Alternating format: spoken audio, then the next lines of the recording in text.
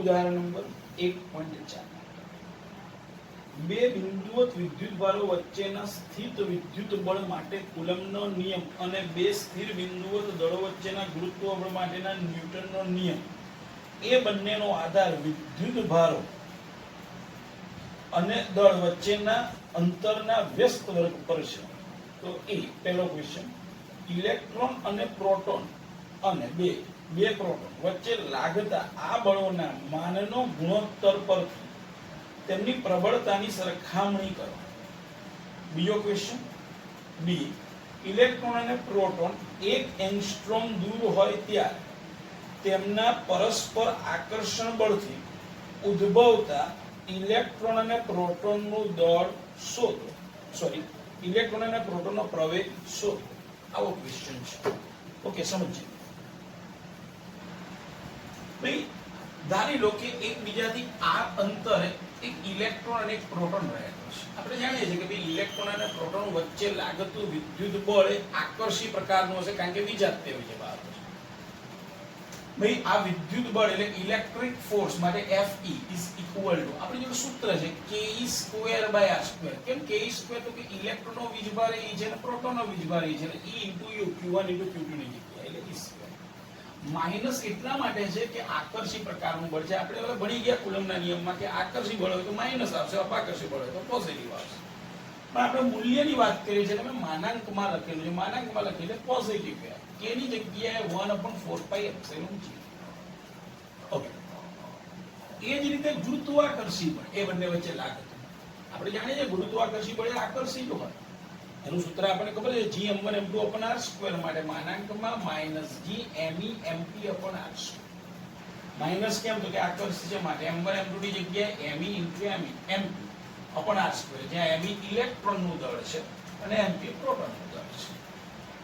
Okay, હવે અહીંયા મેં સ્પષ્ટતા કરી દીધી કે ભાઈ આકર્ષી બળ હોવાથી ઋણ નિશાની મૂકેલી છે. મૂલ્ય ધન હોય તેથી માનાંક મૂકેલ છે.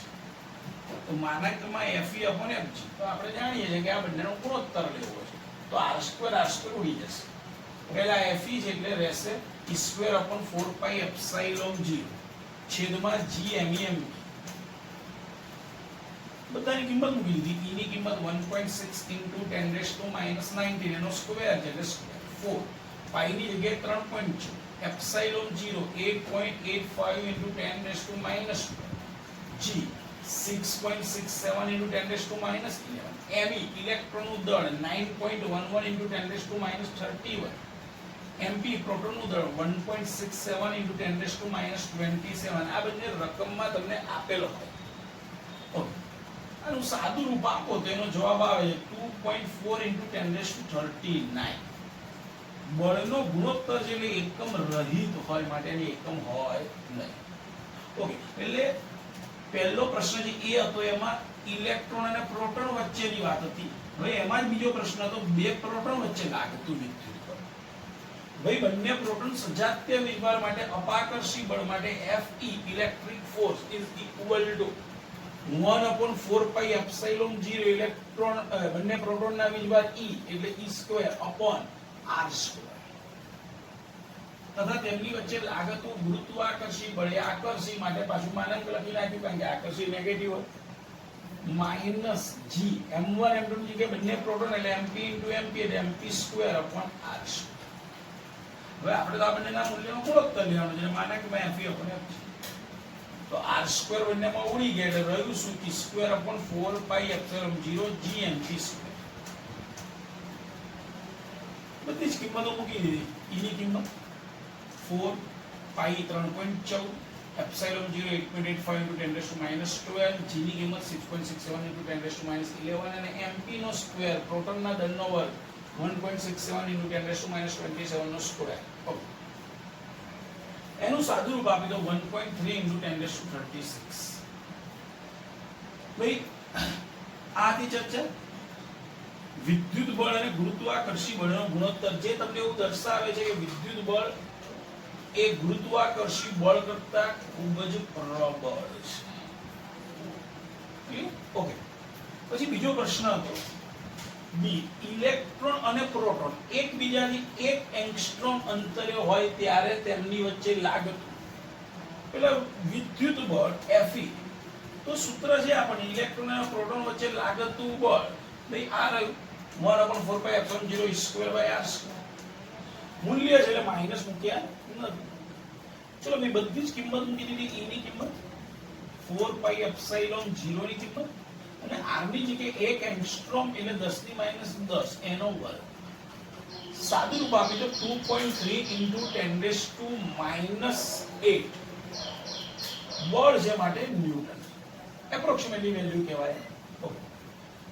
હવે આપણને ઇલેક્ટ્રોન અને પ્રોટોન બંનેમાં ઉદ્ભવતા પ્રવેગ શોધવા છે. તો આપણને ખબર છે કે ભાઈ ઇલેક્ટ્રોન માં ઉદ્ભવતો પ્રવેગ એટલે ઇલેક્ટ્રોન પર લાગતું બળ તો કે આટલું બળ લાગ્યું છે ભાગ્યા દળ Fe/m.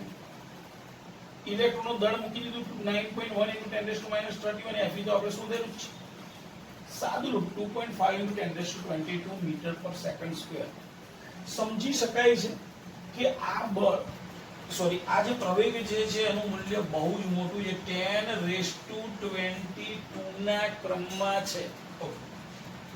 હવે પ્રોટોન જેટલું ઇલેક્ટ્રોન ઉપર પ્રોટોન વડે બળ લાગ્યું એટલું જ પ્રોટોન વડે ઇલેક્ટ્રોન પર બળ તો આટલું જ લાગ્યું છે 2.3 × 10⁻8 માટે પ્રવેગ બરોબર બળ ભાગ્યા દળ Fe/mp. તો mp પ્રોટોનના દળ 1.67 × 10⁻27 મૂકી દીધું તો સાદું રૂપ મળ્યું 1.4 × 10⁻19 મીટર/સેકન્ડ².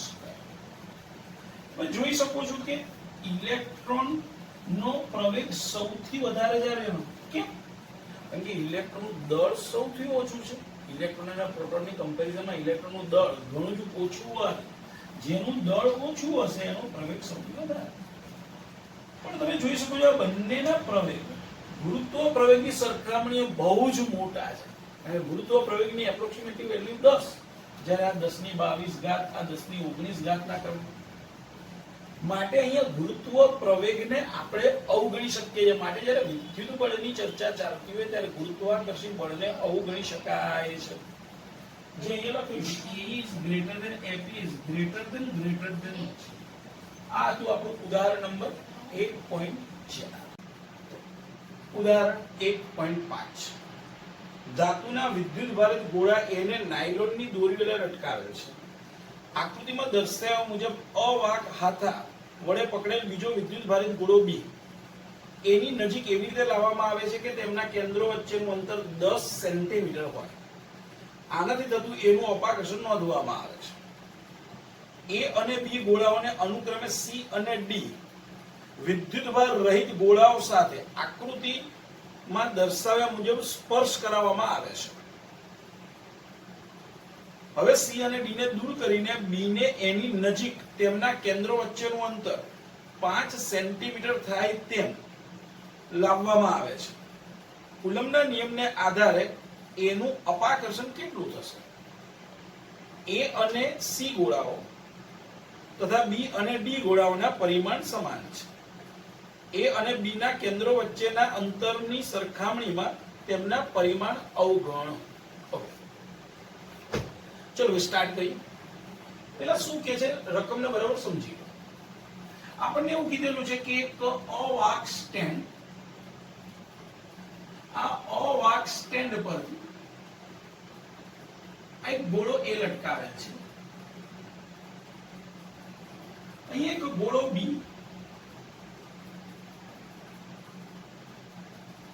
એકને પકડી રાખેલ છે અવાહક સ્ટેન્ડ વડે કે જેથી A અને B ના કેન્દ્રો વચ્ચેનું અંતર 10 સેન્ટીમીટર હોય. આવું રકમમાં કીધેલું છે. અહીં કોઈ સ્પષ્ટતા નથી કરી કે ગોળા A અને B નો વીજભાર કેટલો છે એટલે આપણે ધારી લઈએ છીએ. ધારો કે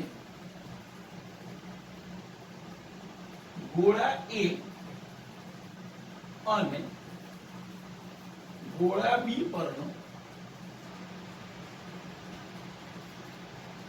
વીજભાર અનુક્રમે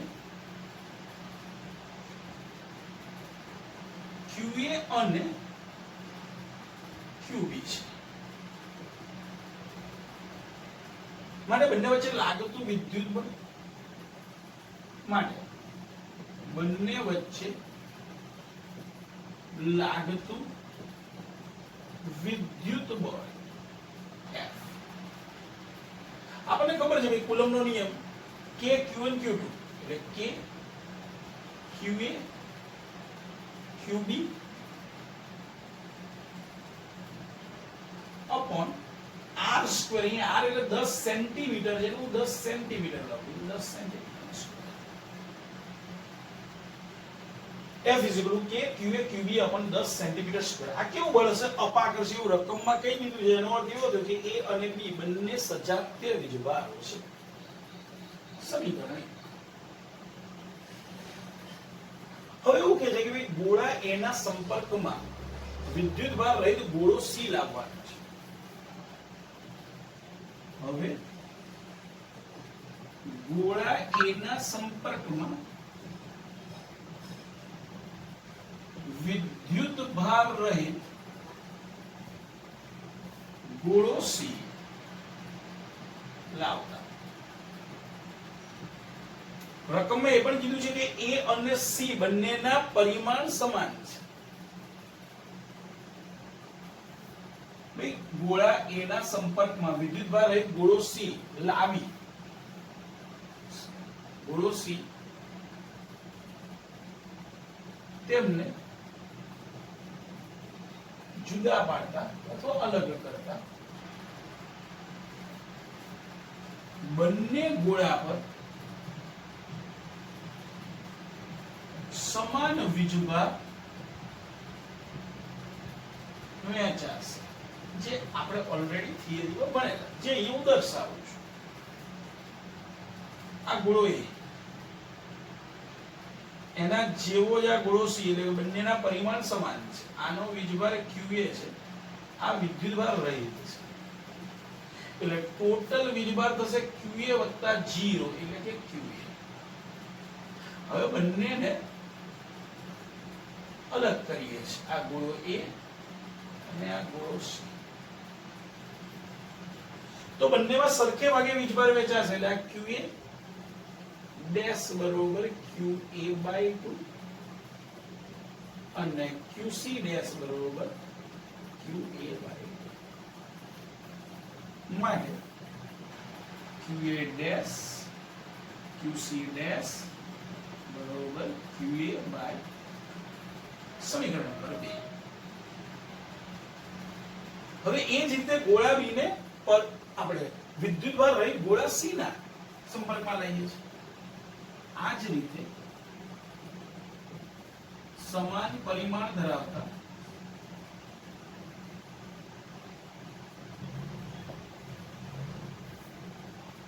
ગોળા B ને વિદ્યુતભાર રહિત ગોળા D ના સંપર્કમાં લાવી છૂટા પાડતા બંનેમાં સમાન રીતે વીજભાર વહેંચાશે. શેમાં જ રીતે આ ગોળો B આ એટલું જ પરિમાણ ધરાવતું ગોળો B છે. B નો વીજભાર QB છે, D વિદ્યુતભાર રહિત છે, સંપર્કમાં લાવવા માટે કુલ વીજભાર થયો QB. હવે બંનેને છૂટા પાડીએ.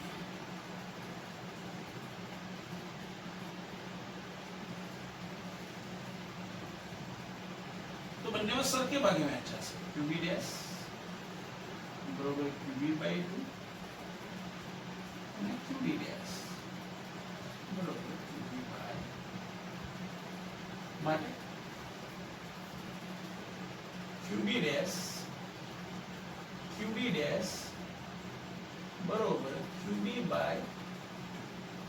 સમીકરણ નંબર 3. હવે ગોળા A અને ગોળા B ને ફરીથી એકબીજાથી 5 સેન્ટીમીટર દૂર મૂકીએ છીએ.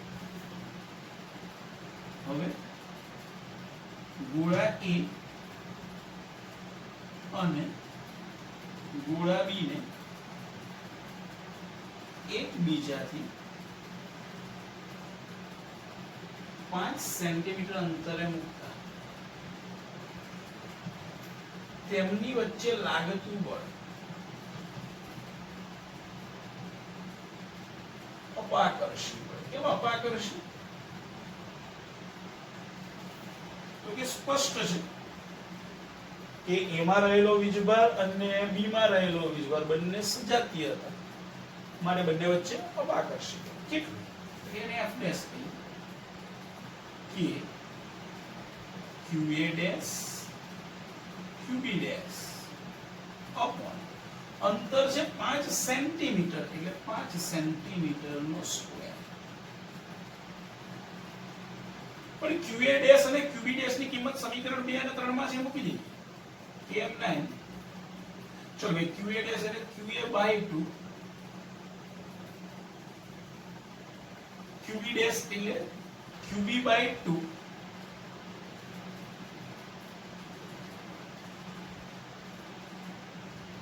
અને ભાગ્યા 5 સેન્ટીમીટર નો વર્ગ.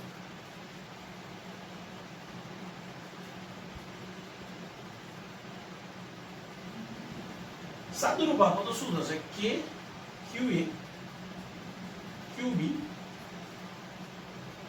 2 નો વર્ગ ગુણ્યા 5 સેન્ટીમીટર નો વર્ગ. આ બે છેદમાં જશે એટલે 2 નો વર્ગ. 2 નો વર્ગ છે ને આ વર્ગ છે એટલે આ 2 ને અંદર લઈ લો.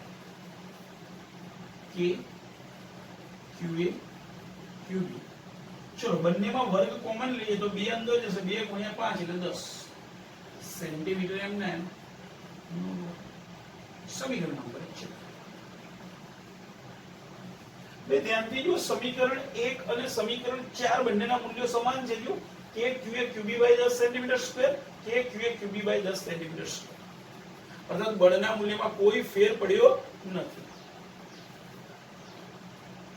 સમીકરણ 1 અને 4 પર F બરોબર F ડેશ એટલે કે બળના મૂલ્યમાં કોઈ ફેર પડ્યો. આપણું ઉદાહરણ નંબર 1.5. ઉદાહરણ 1.6 L લંબાઈના સમબાજુ ત્રિકોણના શિરોબિંદુ પર 3 વિદ્યુત ભાર Q1 Q2 Q3 દરેક Q બરોબર છે તેવા મૂકેલ છે. આકૃતિમાં દર્શાવ્યા મુજબ ત્રિકોણના મધ્ય કેન્દ્ર પર મૂકેલા વિદ્યુતભાર કેપિટલ Q સ્મોલ q જેવા ચિહ્ન સાથે કેપિટલ Q પર લાગતું બળ કેટલું હશે? આવો પ્રશ્ન છે. પહેલા સમજી લઈએ શું કહેવા માંગે છે. આપણને એવું કહે છે એક સમબાજુ ત્રિકોણ છે. આ સમબાજુ ત્રિકોણ ABC આ A આ B અને આ C ત્રણેય પર વીજભાર Q છે સમાન મૂલ્યના છે. આપણે રકમમાં કઈ દીધું છે Q1 Q2 Q3 Q છે. દરેક બાજુનું માપ એક છે.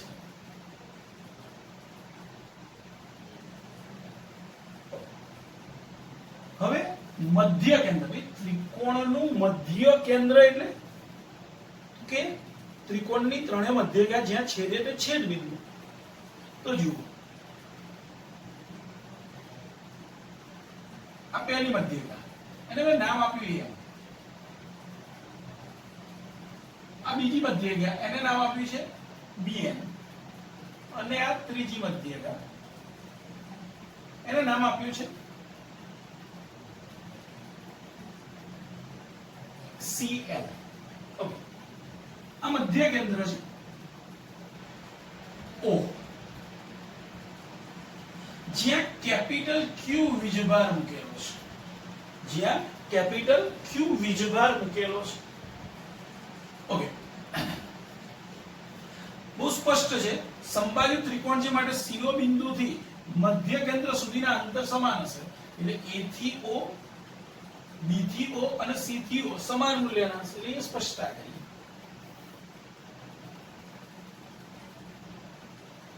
AO, BO અને CO સમાન મૂલ્યના છે. ધારી લો એનું નામ આપી દઉં છું R. જે રિયલમાં આ જે મધ્ય ગાવ એનું 2/3 અંતર હોય એને આપણે નામ આપી દીધું છે R. આને સમીકરણ 1 કહી દીધું, આને સમીકરણ 2 કહી દીધું છે. ઓકે. પ્રશ્ન એ છે કે Q પર લાગતું પરિણામી બળ અહીંયા સ્પષ્ટ છે. આ બધા જ વીજભાર સજાતીય વીજભાર છે. Capital Q, Q1, Q2, Q3 બધા જ સજાતીય છે. ઓકે. તો ભઈ કેપિટલ Q પર A વડે લાગતું બળ, B વડે લાગતું બળ અને C વડે લાગતું બળ. આ ત્રણ બળ લાગે. ત્રણેય બળના મૂલ્ય પેલા લખીએ તો સ્પષ્ટ છે. વીજભાર બધાના સમાન છે, અંતર સમાન છે, માટે A વડે, B વડે કે C વડે O પર લાગતું બળ સમાન હશે. અહીં A વડે O પર લાગતું બળ એટલે FOA, B વડે O પર લાગતું બળ FOB, C વડે O પર લાગતું બળ FOC. એમના મૂલ્યો સમાન છે માટે ઇઝ ઇક્વલ ટુ કેટલું મૂલ્ય તો કે K A નો વીજભાર Q1 એટલે કે Q,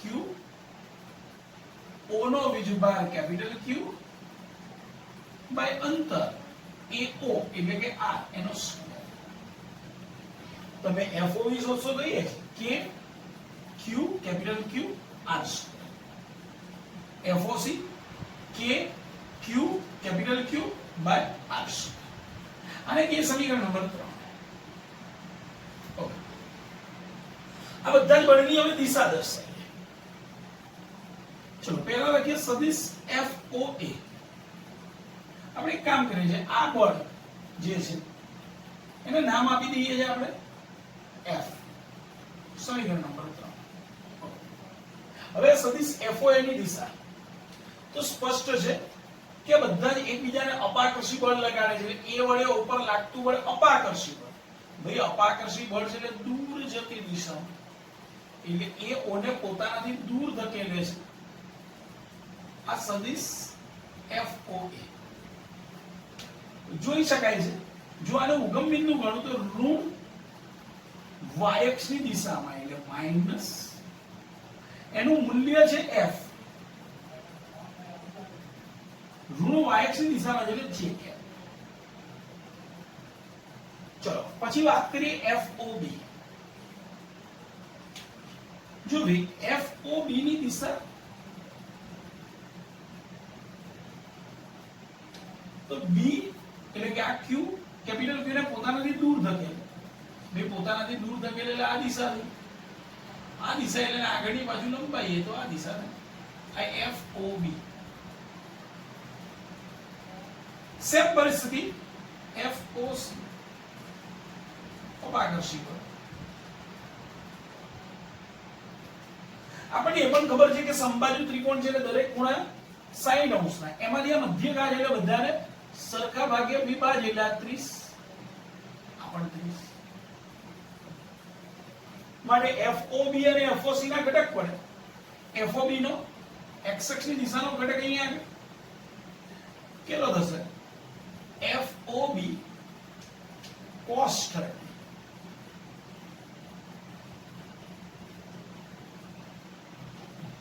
અને આ y અક્ષની દિશાનો ઘટક FOC sin 30. સેમ પરિસ્થિતિ અહીંયા આવે. આ x અક્ષની દિશાનો ઘટક FOC નો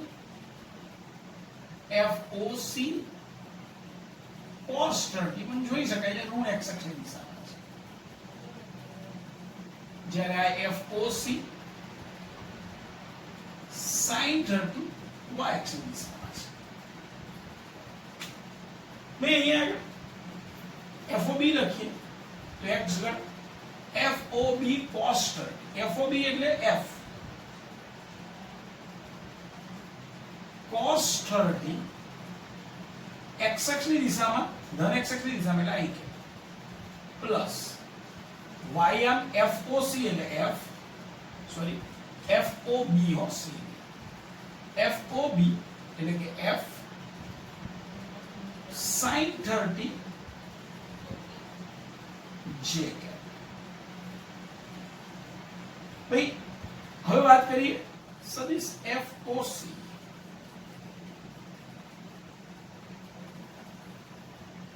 એનો એક્સિયમ છે ઋણ x અક્ષની દિશામાં એટલે minus FOC that means F cos 30 I cap plus FOC એટલે કે F sin 30 ધનવાયકની દિશા એટલે j ત્રણે ત્રણ સદિશ સ્વરૂપે લખી નાખ્યા તો પરિણામી બળ મારે कैपिटल Q पर लागतु परिणामी बल संपादपणाના સિદ્ધાંત પ્રમાણે FO is equal FOA plus FOB plus सदिश FOC ओके चलो भाई FOA minus F J cap चलो plus FOB F cos 30 I cap plus F sin 30 J cap चलो प्लस FOC શું છે minus F cos 30 I plus F sin 30 J બે સ્પષ્ટ છે F cos 30 પ્લસ I અને આ F cos 30 માઈનસ I ઉડી ગયા તો શું બાકી રહ્યું તો જુઓ આ માઈનસ F છે બધા જે કેપ છે એટલે જે કેપ આપણે કોમન લઈ લઈએ પ્લસ F sin 30 भाई F sin 30 એટલે હાફ એટલે F by 2 plus F sin 30 ફરીથી એટલે ફરીથી F by 2 જે કેપ કોમન આપણને ખબર છે F by 2 એટલે F અને માઈનસ F એટલે G that means પરિણામી બળ 0 કેપિટલ Q પર લાગતું પરિણામી બળ 0 આ તો આપણું उदाहरण नंबर 1.6 जो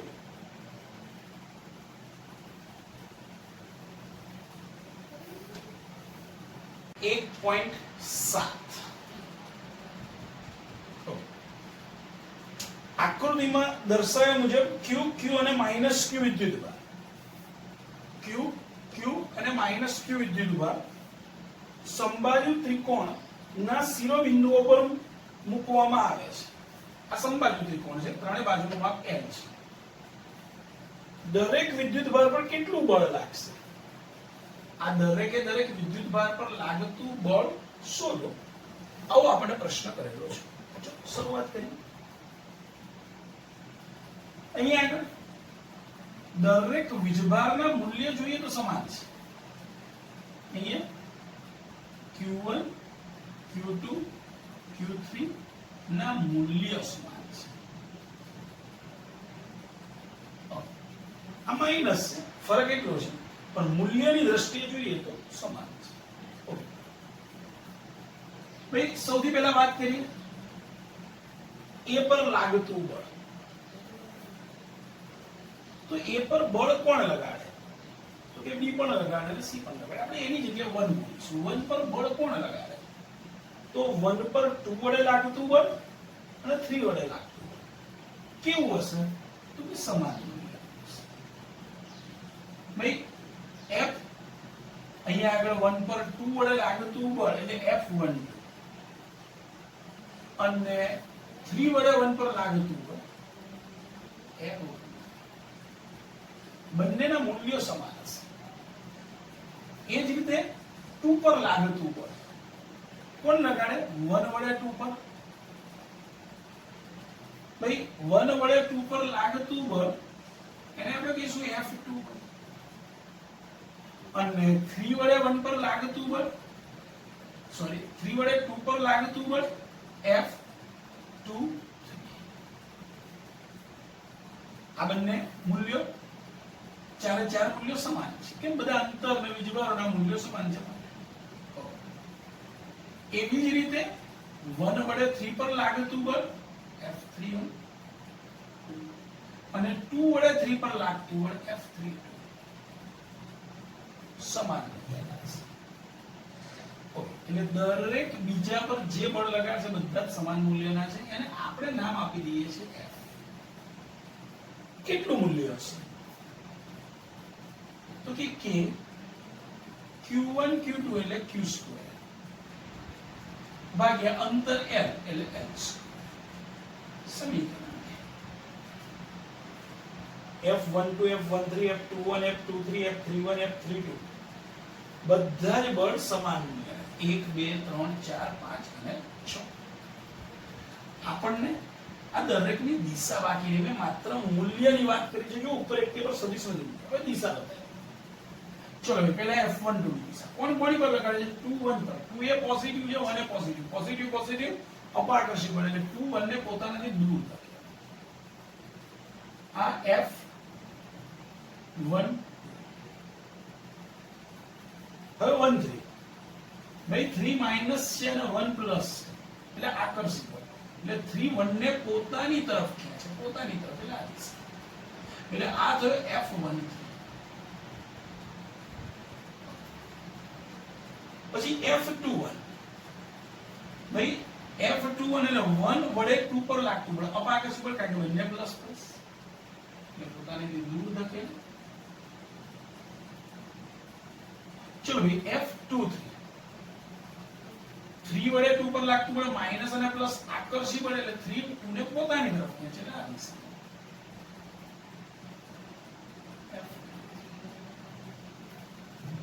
F31 ભાઈ Q1 એ Q3 ને પોતાની તરફ ખેંચે કેમ ધન અને ઋણ છે માટે એટલે Q1 Q3 ને પોતાની તરફ નીચે તરફ F31 એ જ રીતે 2 વડે 3 પર લાગતું બળ આકર્ષી બળ એટલે પોતાની તરફ ખેંચશે ચલો 1 બાય 1 બધાની વાત કરી પહેલા Q1 ની વાત આપણને ખબર છે કે આ ખૂણો 60 છે માટે F12 અને F13 વચ્ચેનો ખૂણો 120 થતો કેમ તો કે આ બંને રૈખિક જુના ભાઈ Q1 પર લાગતા બળ બે છે F12 અને 13 બંને વચ્ચેનો ખૂણો ખબર છે તો પરિણામી બળ આપણને ખબર છે બે સદિશો વચ્ચેનો ખૂણો થીટા હોય તે બંને સદિશોનો સદિશ સરવાળો વર્ગમૂળમાં a² + b² + 2ab cos θ સમાંતર બાજુ ચતુષ્કોણના નિયમ પરથી આપણે લખી શકીએ તે નિયમનો ઉપયોગ એટલે એ લખું છું આકૃતિમાં આ દરેક બળોની દિશા દર્શાવે છે હવે સદિશ F12 અને સદિશ F13 વચ્ચેનો ખૂણો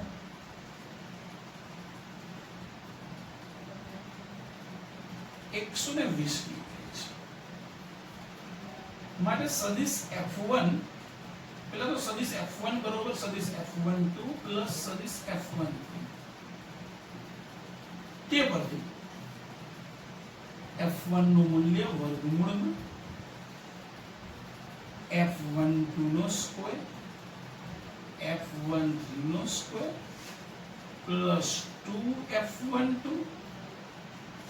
F13 cos 120 ભાઈ F12 નો F12 F13 બંને F જ છે એટલે આપણે F લખીશું F² + F² એટલે 2F² વત્તા આ 2 F12 F F13 F F * F F² cos 120 એટલે -½ બરાબર चलो यार 2 2 कैंसल ये कारण તમારા માટે લખું છું cos 120 બરોબર માઈનસ તો શું થયું f² * -1 એટલે માઈનસ f² એટલે થયું શું રૂટ 2f² માઈનસ f² એટલે કે f² f² નું વર્ગમૂળ એટલે f એટલે પરિણામી બળ f કઈ દિશામાં ભાઈ આ f નું મૂલ્ય છે કે q²/l² તમારે લખવું તો લખાય દિશા હવે દિશા કઈ રીતે નક્કી કરીશું તો દિશા નક્કી કરવા માટે આપણે સબાચરના નિયમનો ઉપયોગ કરીએ સબાચર પૂરો કરીએ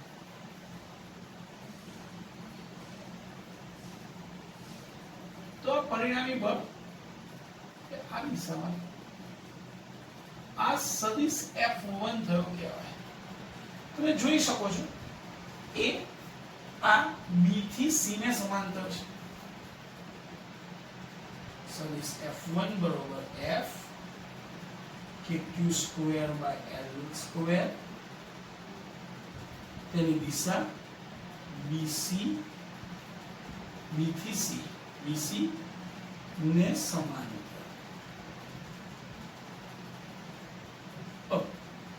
આ વાત થઈ સદિશ F1 હવે વાત કરી F2 ભાઈ સદિશ F2 બરોબર એટલે કે q2 પર લાગતું કયા બે બળ છે F21 અને F22 સદિશ F21 વત્તા F2 બંને વચ્ચેનો ખૂણો સેમ પ્રોસેસ આ 60 માટે 120 રૈખિક જોડાણ તો સેમ પ્રોસેસ લખીશું એટલે હવે ડાયરેક્ટ માટે F2 બરોબર વર્ગમૂળમાં F21² plus F23² plus 2F21 F23 cos 120 same process આપણને એ પણ ખબર છે F21 F23 F જ છે બધું સેમ છે માટે આ જે જવાબ ઇઝ ઇક્વલ ટુ F આગળની રીતે ડાયરેક્ટ આપણે બધી પ્રોસેસ લખેલી છે એ જ રીતે દિશા સેમ પ્રોસેસ સબાચર પૂરો કરીશું બીજું અહીંયા આગળ આપણે સબાચર પૂરો કરવાનો પ્રયત્ન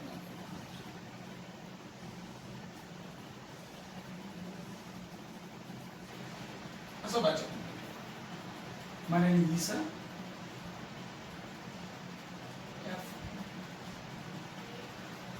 જોઈ શકાય છે AB ને સમાન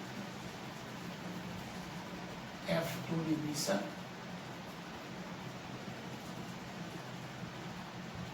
AC ને સમાન હવે વાત આવે F3 સદિશ F3 તો કે F31 વત્તા F32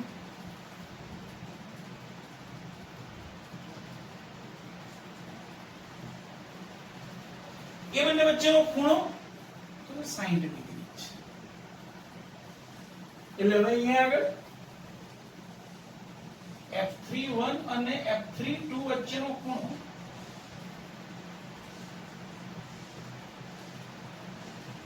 60 ડિગ્રી આને 120 હતો આને 60 એટલે ખાલી અહીંયા 60 આવશે બાકી બધું એઝ ઇટ ઇઝ F3 બરોબર વર્ગમૂળમાં F31² plus F32² plus 2F31 F32 cos 60 ભાઈ same process F31 F32 F એટલે F² વત્તા F² 2 F into F એટલે F² cos 60 એટલે half 2 2 F² વત્તા F² વત્તા F² 3F² ભાઈ 3F² નું વર્ગમૂળ 3 નું વર્ગમૂળ એટલે √3 F² એટલે F √3F દિશા સબાચરની રીત ભાઈ સબાચર પૂરો કરો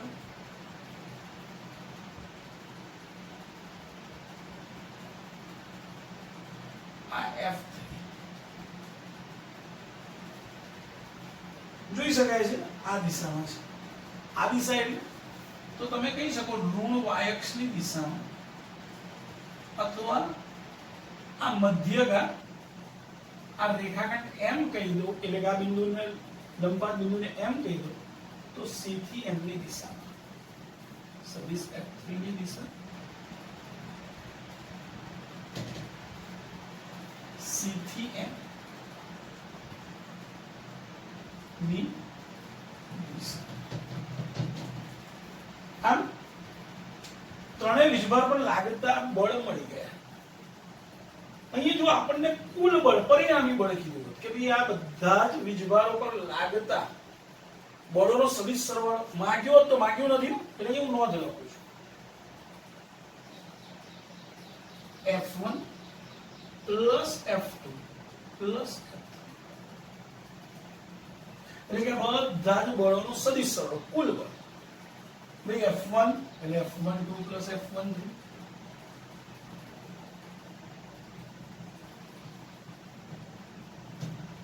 F2 F21 plus F23